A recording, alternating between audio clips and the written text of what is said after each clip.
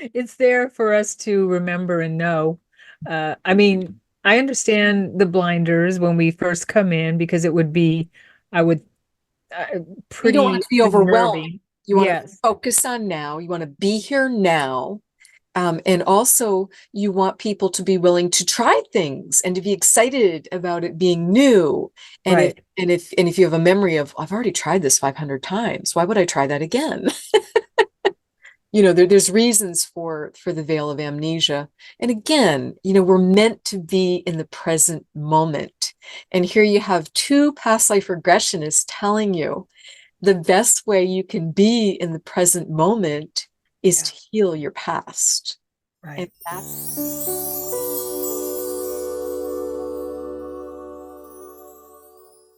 hard.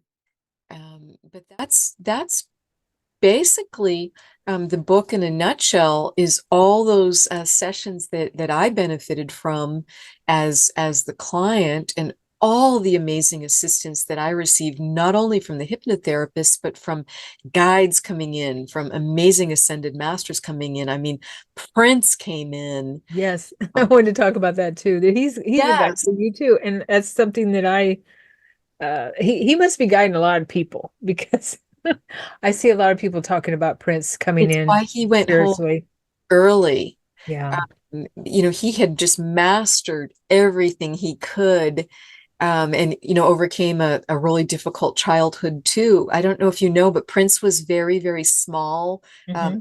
physically, because there had been such childhood illnesses and disease, and but then he was just such an incredible, you know, big personality and performer. It's like you'd think that man was like 6'4". Yeah, he's larger than life for sure. Yeah. I think he was very Okay. petite, but just that energy and just that talent was so amazing. And I feel a lot of overlap between him and Saint Germain. It's not just the color purple. It's not just, Prince's purple rain. Um, Hmm. and the violet flame that's associated with Saint Germain, but I'm starting to wonder if they're actually the same soul and the same energy. So I don't know. That's started to Right. pop for me this morning. Right. I want to talk about also why so many people recall and when you're a practitioner and you work with past lives, you start to understand how, just like you explained earlier about having parallel or similar lives at the same time from the same soul, why so many people perhaps remember Marilyn Monroe, that they were seeing a lifetime as Monroe. Also, Mary Magdalene, that's another one that a lot of people remember because I was seeing through the eyes of Mary Magdalene, and I write about that in my book as well.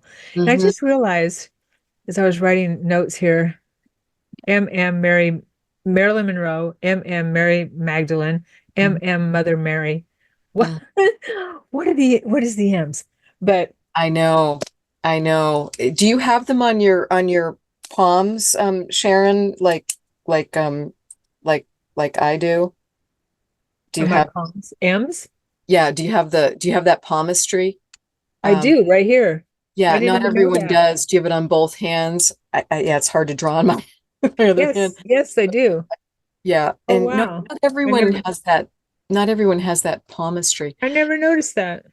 But to answer, that was one of um that was one of the proofs they showed me of just that association with Mary Magdalene. And because I was reading a book, I was reading the Magdalene manuscript, which has this beautiful MM, and they said, Wendy, you just need to change your perspective to understand this. I said, what do you mean? They said, turn the book around. So I'm like turning it over to the back. I'm like and when I turned it upside down, then it was W. WW. It's like, Yeah. oh, now I see it. I see what you're saying to me. They're like, there you go.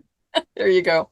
But to answer your question, I think there can be multiple reasons that people can have memories that feel like they are Marilyn Monroe or another um, famous, historic, or biblical, well-known figure, whether it's Marilyn Monroe, Mary Magdalene, whoever it might be, because it can be multiple things. It can be, it's an energy. It's to get us to understand, and that person is kind of like the place marker for it. They're the symbol of it, because several of my hypnotherapists rightly said, does she actually have a past life as Joe DiMaggio, or is she tuning into that energy? He had a bunch of brothers, he had a bunch of teammates, you know, but then you don't have the emotional resonance, and you don't have the physical healing if you're, you know, just time date stamping to that particular time. But it's to get us to, or Cleopatra is another one, just to get us to, you know, the time and place. So that gets us there. And then we can start to explore and find our own truth. I mean, that's where your meditation comes in. That's where your spiritual practice comes in. That's where your automatic writing comes in. Or perhaps you're going to choose to carefully vet it. We've got to know your own truth, but perhaps you're going to see if you can carefully vet it by working with a hypnotherapist, by working with a spiritual teacher. So the vetting that came up for me was just so many times. Like I would go for I'd go for a healing. I'd be working with a psychic medium, and multiple of them would say, who's the baseball player that's like right there, like right behind you? Do you know who that is? And they would describe an old-fashioned Yankees uniform, without, some of them without realizing what they were describing. You know, with the white, with the blue stripes going up and down, and they would describe it. And they're like, it looks old-fashioned. You know, they'd usually say that. It doesn't look modern. So it's just, I see it as just like a place marker to take us to it. And I just try and really be balanced. Just balance your ego. It's not about who was who. That's not the point. The point is, why am I being taken to this time period? What is there for me to learn? What is there for me to release? Is there something there for me, you know, to embrace? Is there like a forgotten ability to bring forward? Is there some wisdom? And just have an open mind, an open heart to it. And you may find that you were, you know, this wonderful, you know, bit player, so to speak. And, you know, maybe you had like a very short encounter with Marilyn Monroe, and you remember that. You know, maybe you were, you know, someone in her lifetime, or maybe there's just that energy of the divine feminine. There So, you go. you know, just Right be there. open to whatever Right. it is. And don't, like, I try not to lock and load on, Mhm. oh, I must have been so, you don't want to knee jerk into assumptions. And I also stay off the internet. It's like, you know, don't start Googling and going down all these rabbit holes, because I think you're going to find a lot of info. You have to know how to discern it and Right. what your own truth is. And You once you know, know your own heart and your own truth, and you've got your higher self fully in your body, grounded to the planet and connected to the divine, and you've got your trusted guides and advisors, now you can start to sort things out. So occasionally my guides will say, please Google this. Like they had me Google Joe DiMaggio's batting stance. And I'm like, what? You know, I don't get it. But the minute I saw the photo, my right foot started to heal, you know, from seeing what they were right. trying to show me. Yeah, So and Marilyn Monroe is very feminine. Mary Magdalene, I mean, they, to me, they represent the divine feminine. And so connecting with them, I believe that a lot of people are connecting with, and I didn't connect with Marilyn Monroe. Now I want to talk about another person in your book that I did connect with. mhm. Um, but they are the epitome of the divine feminine. And so Yes, we are healing the divine feminine in this day and age. So it makes sense that people would be connecting with that energy or seeing through the eyes of these feminine people, but feminine. qualities on the planet and others, Right. for sure. And so for healing, now Guinevere, Hmm. I really connected with when I read The Myths of Avalon. Hmm. I'm like, oh my That God, is a profound why? book. I That know is, why do I feel like I'm Guinevere as I'm reading this story and I'm so in love with Lancelot, just so in love with him. I'm in, I love Arthur too, but I was so in love with Lancelot as I was reading it. And I was like, this is crazy. What the heck? yes. The Myths of Avalon is just highly recommend that book. I think Marion Zimmer Bradley wrote that in the 1980s. Mm, And it was unique for its time because it was the first time that the story of Camelot as well as of Avalon was told from the female viewpoint. And it's a huge book. It's actually 4 books in one. And I've read it twice and I've listened to it as an audiobook once, but I did that very separately. I did not let that impact that. Another big surprise to have that past life as Guinevere come through. So that one has come through in multiple sessions for me. And I agree because she was brilliant. She was unusually highly educated by her father. And so just really, really a bright mind and very powerful, very beautiful, and then was married off to Arthur to keep the peace, to, just different agendas of bringing in more land and more power. And I mean, women in that time period, they were essentially property. You were married off to whoever your father told you you're going to be married off to. yeah. And of course, the parents were working to make the best marriages they could for their daughters, but there's just was so much strategy going into it. So what did you relate to, Sharon? What did you really feel into with that? Well, it started out with her having so much anxiety, and it triggered my childhood anxiety, or my life full of anxiety. And so it started out with that, and how she was afraid of, she was pretty much agoraphobic, Mm-hmm. it according to the book. And I'm like, gosh, I remember this. And that's it's like my life. And so that was where it started when I was reading the book, and just her trouble, her challenges with trying to be as strong as she was, and finding that place Mm-hmm. in those times, and with Arthur, and then being in love with Lancelot, and being stuck in the middle with those Mm-hmm. two males. And but you write in your book, you write about how you were able to heal with the hypnotherapist's help, Mm-hmm. heal that part of what you Exactly. brought forward. Yeah, and I helped. just I just loved she did some amazing healing techniques I had never seen before. And it was so marvelous when she asked me during the session. And I mean, I was just, so there in that time period. And she just asked me just, kind of a little bit slyly, well, what was Arthur's last name? And I said, well, Pendragon, of course. And we had just gone through this amazing moments where Guinevere had been at the round table, because she was at the round table in Arthur's absence, and Arthur was gone a lot for up to a year at a time. So it's not like she was there as a figurehead. I mean, she was running Camelot, and that means also the villages that depended on them.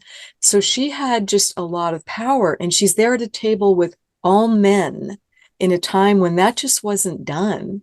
Mhm. And she walked them through how the pen was mightier than the sword. So then to have that reminder of his last name being Pendragon, it was so perfect. And it was also a word play that the therapist led me through just really, really well, because she said, it's just not landing well. How's it going, Guinevere? Are the men listening to you? Because you're talking about peace. You're talking about peace for all the lands and how this is going to be accomplished, ironically, through military strategy. And the men are like, well, why would we want peace? We want the valor of war, and we want to be war heroes. And it just, she wasn't getting through it all. And so then when the therapist said to me, well, was there perhaps an alternate way you could have done it, or maybe an alternate life? And I was like, so a dragon, and so thrilled to be out of the human body. And when she asked me why, I said, oh, just not having to do all that thinking, being rid of that exhausting human brain was just so freeing. And there actually was a parallel life, which was Guinevere and Arthur as dragons. So again, with the last name of Pendragon, I just thought it was really, really marvelous. Some of the places that she just took me, because I experienced so much healing from it. It was wonderful. Yeah, I love that part. There's a lot of good But stuff. yes, The Mists of Avalon, that is a do not miss book. Whether you like to read a giant book that you won't want to end, or listen to it as the audio book version. What I've when I was reading it, or I guess it was around the time I was reading it, because I read it two or three times. I can't remember. At least twice at that time, because I couldn't leave it alone. I had to get more from it. And what I realized, that what my guides were telling me, and I was understanding from others as well, that when we wake up spiritually, we go through these levels, realms, I guess you could say, of healing and tuning into archetypes, if that's what you want to call it. Yes. Okay, yeah. And Camelot is one of those realms that we have to go through, that we have to move through. A lot of us. Well, it depends on the person, but that made so much sense. That does make so much sense. And back to your point about why someone can think they're a famous figure, and how those famous figures are kind of a linchpin. That kind of ties into that too, because it's an archetype.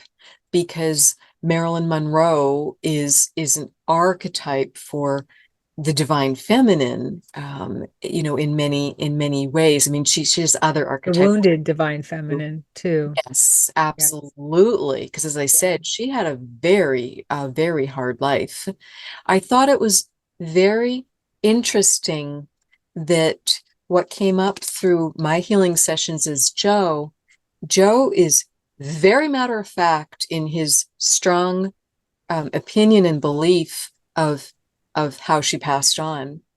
And Marilyn, there were just 2 sessions with the Marilyn client in the book. There's more of the Joe sessions, and she had more confusion around it. And I did, everything appropriate as a therapist, but again, there's just that fine line. You don't want to, you have to be very, cognizant of not pounding a point home. If the person, you have to know when to let it go. Yeah.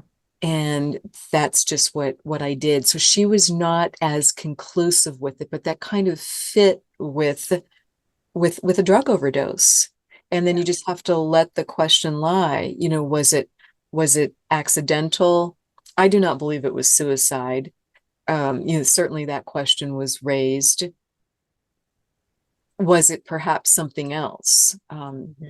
Joe felt it was something else. He felt it was inflicted upon her. So we may never know, but it was just very, very interesting that they had different viewpoints. And isn't that often true in life? I don't care if you're best friends, siblings, or husband and wife, you can go through the same experience and still have 2 different viewpoints on what happened. Well, yeah, and she's seen it from within within the experience, and you don't have to share that because we want people to get the book and read. There's a lot Read. of nuance to it. So yes, Yeah. it's just something to kind of discover and let unfold and just Well, what I was talking about was what you helped Marilyn with Mhm, in that session when you helped her move through that, because when she passed, when she died, so you helped her mhm. in or help because obviously the young lady was carrying that energy. That Yes, yes, and yes, so you yes, helped her with that, and that was yes. super profound too. Yes. And Definitely. for her to, to tell me that the anxiety was so much less, as well as the sadness being so much less.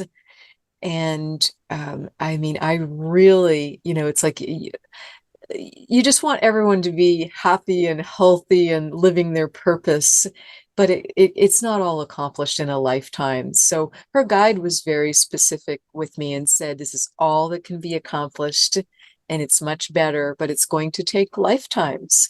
And I mean, I did push at it, like, why can't it be accomplished now? And he just said that, there just was too much of the energy. So it was going to continue to lift. And you have to know when a no is a no. Sure, sure. And yeah, and her life was much better that as she reincarnated with that energy of Mhm. Marilyn Monroe. So that's good. So we do the goal is of course to get better each lifetime to learn and grow as long as we live long enough to have that awareness, right? Right, But she right. died so young that she was Exactly, yeah, exactly. very sad what happened with her for sure. Yeah, Yeah. it really was very, very shocking. I mean, I think it shocked the nation. My Mhm. mother actually talked about it. I believe it was in 1962, so I was only a year old, so I don't remember it directly. But my mother talked about it.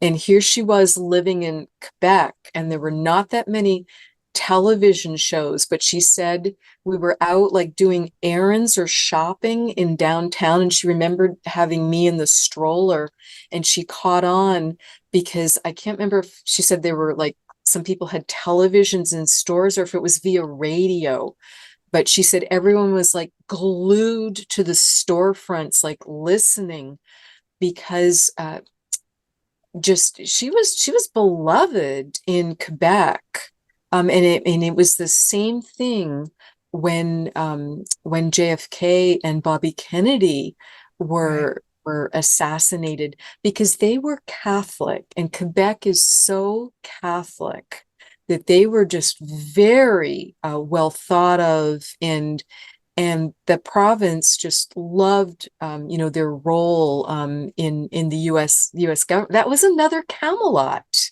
I Hmm. mean, many people talk They about called it Camelot. Yeah. JFK's administration, with the handsome, very unusually handsome young president, beautiful wife, and little children in the White House. That does not happen very often. Yeah. So it was just a Camelot energy and archetype in many ways. But my mother talks about it and says people were just glued, to the few um, televisions that there were, or radios. I think it was much more radio then of what was going on. So she still remembers it and talks about it. Wow. It was one of those moments. Sure. Yeah, definitely.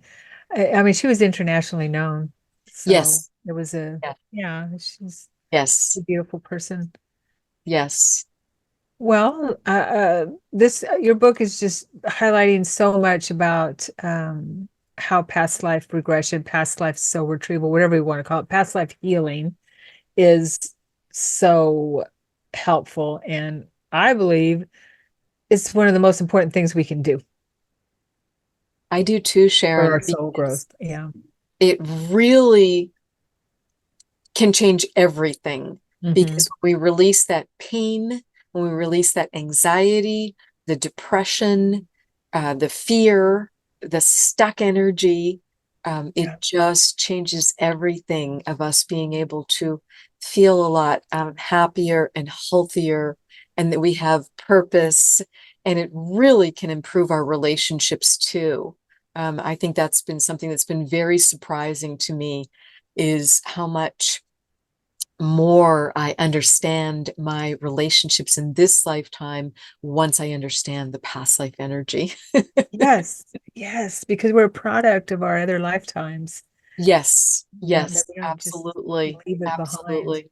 Yeah, And we don't totally. have to go around with, the horse blinders on all the time. No, we don't. It's there for us to remember and know. I mean, I understand the blinders when we first come in because it would be, I would, You don't want pretty to be overwhelmed. unnerving. You want to Yes, focus on now. You want to be here now. And also, you want people to be willing to try things and to be excited about it being new. And if right. and if you have a memory of, I've already tried this 500 times, why would I try that again? There's reasons for the veil of amnesia. And again, we're meant to be in the present moment. And here you have two past life regressionists telling you the best way you can be in the present moment is Yeah, to heal your past. And right. that's how you really get to embrace now and have now be, so vibrant and wonderful, because you've released the trauma, and the things that don't serve you anymore, and can just really enjoy the moment and be excited about the future, and just Mhm. creating your best future, because you're creating it from a lot of joy, and from your inner child being happy and healed, and having your higher self really in your body, and as I said, grounded to the earth, but also connected to the divine. And then you can really be the powerful creators and co-creators that we're meant to be. Yes. Thank We're you. not Thank meant you to so be much. victims and Yeah. martyrs. And I think that's a lot of the Mary Magdalene journey for many people, because she was just vilified and branded as all types of untruths, and called a Mhm. follower and a prostitute, and Which all types none of that was that true. weren't true, that Yeah. weren't true. So I so appreciate that the Pope and the Catholic Church set the record straight, almost 2,000 years later. But Did they? hello, I still appreciate Mary Magdalene Day being named as her feast day, with July 22nd, and her being named. Originally, she was named as the 13th apostle, and she's now more properly being called the first apostle.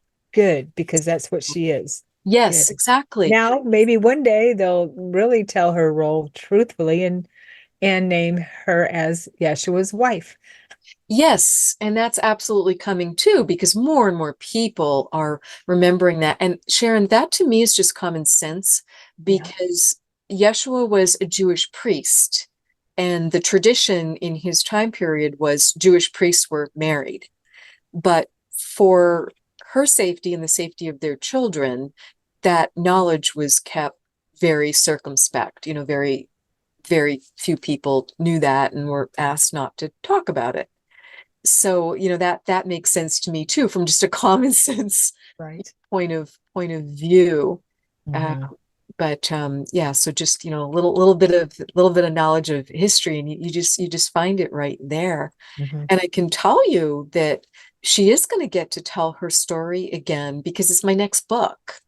So, and she's been just delighted to um, share that with me. And there's actually going to be I'm going to be publishing two books, in pretty rapid succession. I'll write and wrap up both, and then publish them whatever time period they ask me to, but it might be like a month apart. And one is from Mary Magdalene's viewpoint, and one is from Yeshua's viewpoint. So that's exciting, and I'm just so privileged to get to do that. But again, that's taken quite a while to step to the plate with that, because I started it 10 years ago, and it just, the energy, it was too much for me. Hmm. And I needed to back burner it. Sometimes we have to grow into things, just like Joe and Marilyn. That was an 8-year journey to get that all written Right. on paper, and then to be, ready to share it publicly. So Yes. I understand. This is 10 years in the making too. 10 years in the making. exactly, Oh, 10 exactly. years or more. So I I totally mean, understand it. hey, I love a light and fluffy, read, as much as anyone else, like a little cozy mystery, or a sweet little romance, or whatever. And some of those are written, quite quickly. But there's just different types of things being produced, and these don't come as quickly or easily. No, they don't. And I can't read those anymore anyway. Although I used to. But no, I can't. Yeah, I like to dive in. I love Right, diving in deep right. into my soul. Thank you so much, Wendy. Is there Oh, anything else you'd like to share quickly that with people that are Uh, watching the audience? yes. So people are just so welcome to check out my website, and check out your book too. And I'm looking forward to having you turn the tables and have you come on my podcast. But Yes. you can find me via my website, which is wendyrosewilliams.com. Thank you, Wendy. And your book again, please hold it up It is Regression Healing II, Joe and Marilyn. on Amazon. Available on Amazon, as well as through any other book reseller that you like to use. And it will very soon, literally could be in the next couple of days, it will be out on Audible. Nice, nice. Okay. And I can't wait for the next book. Well, Oh, thank you so much, Sharon. we'll talk then. Likewise. Yes. All right. Bye now. Bye, everyone. Thank you. Thank you for being here. Thank you, Wendy.